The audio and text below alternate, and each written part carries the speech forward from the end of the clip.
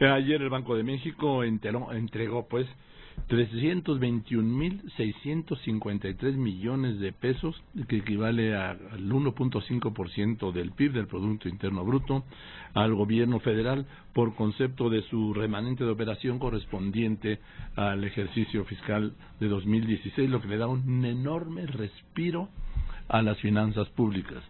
Estamos hablando de 321.653 millones de pesos. Yo le aprecio mucho a Vanessa Rubio, que es subsecretaria de Hacienda y Crédito Público, que haya tenido la confianza de aceptarme esta llamada. Vanessa, buenas tardes.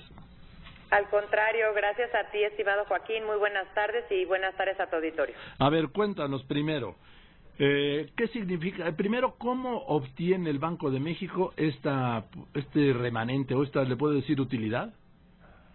Sí, realmente es un ingreso de carácter no recurrente, es un ingreso que a veces puede existir, a veces no existe, y normalmente puede generarse justamente por depreciaciones en el tipo de cambio, que están en este caso asociadas a épocas de alta volatilidad como la que hemos estado viviendo en los últimos meses. Y tiene que ver con la revaluación de las posiciones en divisas que tiene Banco de México, y también con el desempeño de sus ingresos y egresos. Entonces, esto es lo que constituye un remanente en este caso, y este remanente por ley debe de ser enterado a la Secretaría de Hacienda, previo acuerdo obviamente de la Junta de Gobierno de Banco de México, y en este sentido estamos teniendo un remanente muy importante, pero algo que te quisiera yo destacar, Joaquín, es que México y la Secretaría de Hacienda va a cumplir iba a cumplir con sus metas fiscales independientemente de este remanente. Este remanente lo que viene es a mejorar. Ahora, pero ¿cómo obtiene perdón que insista Vanessa, pero a ver, para que yo lo entienda, ¿cómo obtiene el Banco de México esta utilidad? Es decir, ¿compró dólares baratos y ahora están caros, por decirlo de algún modo, o cómo?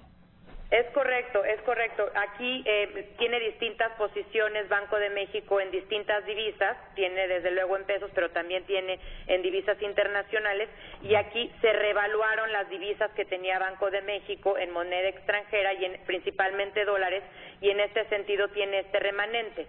Este remanente, lo que hace Banco de México es hacer sus cuentas, estas cuentas son auditadas, y una vez que estas cuentas ya están hechas por Banco de México y están auditadas, las informan a la Secretaría de Hacienda y las enteran o las integran, como tú bien señalabas, a la Tesorería de la Federación, lo que sucedió el día de ayer. Y un poco para imaginar el monto tan importante, estamos hablando de que representa aproximadamente 1.5% del PIB. Es un monto significativo que, reitero, va a venir como una buena noticia, pero es una buena noticia adicional a que de por sí la Secretaría de Hacienda iba a cumplir con las metas fiscales. Y por metas fiscales lo que uno habla, Joaquín, es de cumplir con el déficit fiscal y con el endeudamiento de nuestro país. Es decir, el endeudamiento viene hacia abajo, y esto es lo que se le llama el proceso de consolidación fiscal, que ya no estamos saliendo a los mercados para endeudarnos y que la deuda va disminuyéndose en el tiempo. No, hombre, este es un tanque, iba a decir un tanque, es una pipa de oxígeno para las finanzas públicas, ¿no? Sin duda son noticias muy buenas, y es una noticia buena per se, pero es una noticia aún mejor en el contexto de alta volatilidad que hemos estado experimentando últimamente. Y yo creo que si por algo podría caracterizarse a la economía mexicana frente a todos estos que se les llaman choques externos, es que ha mostrado una alta resiliencia. Es decir, el mercado interno ha venido generando empleos. Se daba ya el dato del IGAE, del índice de la actividad económica, que superó las expectativas, es decir, hay más actividad económica de la que se esperaba, hay más empleos creados, hay mejor calidad de empleos, y bueno, con esto lo que estamos pudiendo vamos a poder mejorar el perfil de nuestra deuda. Ya hemos hecho prepagos en todo lo que va de los últimos 6 meses, pero vamos a poder mejorar el perfil de nuestra deuda y digámoslo de manera coloquial, vamos a poder incrementar nuestro guardadito para eventualidades. Este guardadito para eventualidades se llama el FEIP, el Fondo de Estabilización de Ingresos Presupuestales, que hoy por hoy está en alrededor de 120,000 millones de pesos, y que lo vamos a poder incrementar, y siempre es bueno incrementar los guardaditos. A esto se refería el secretario Mir, el secretario de Hacienda, José Antonio Mir, cuando el otro día comentó, y yo lo registré, que habría buenas noticias para fin de año.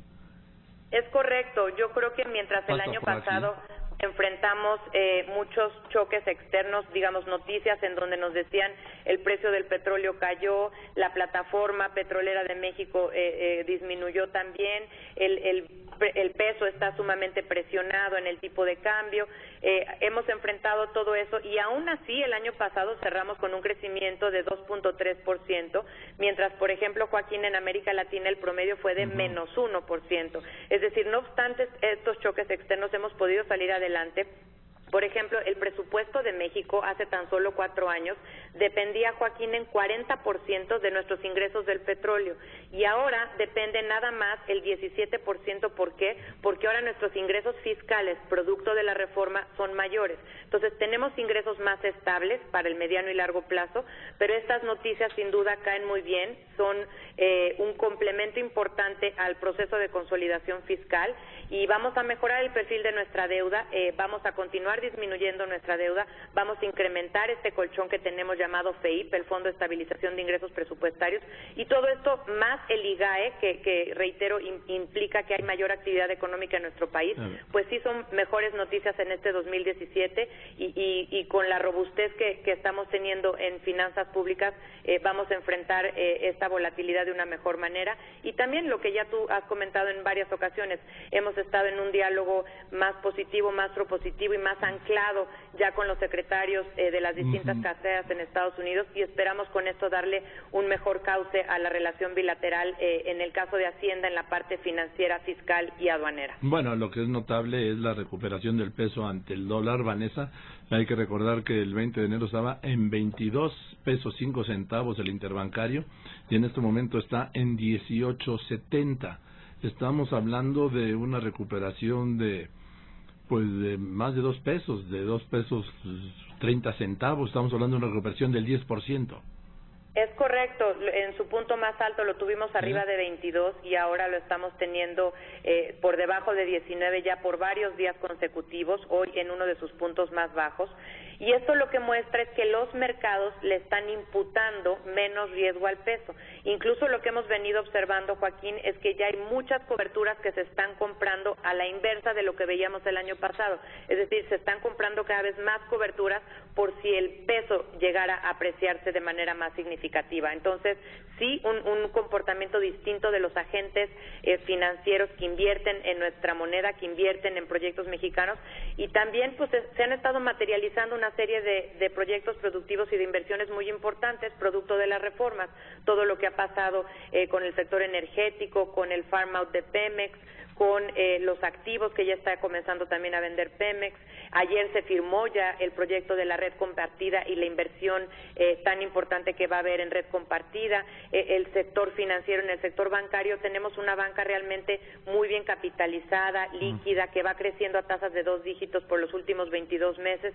Entonces, creemos que estamos caminando a pasos firmes, pero esto nunca en estos temas, Joaquín, hay que echar campanas al vuelo, hay que ser cautos. No, y sobre todo en estos tiempos de incertidumbre tan dramática. Dime una cosa, estoy hablando con Vanessa Rubio, subsecretaria de Hacienda y Crédito Público.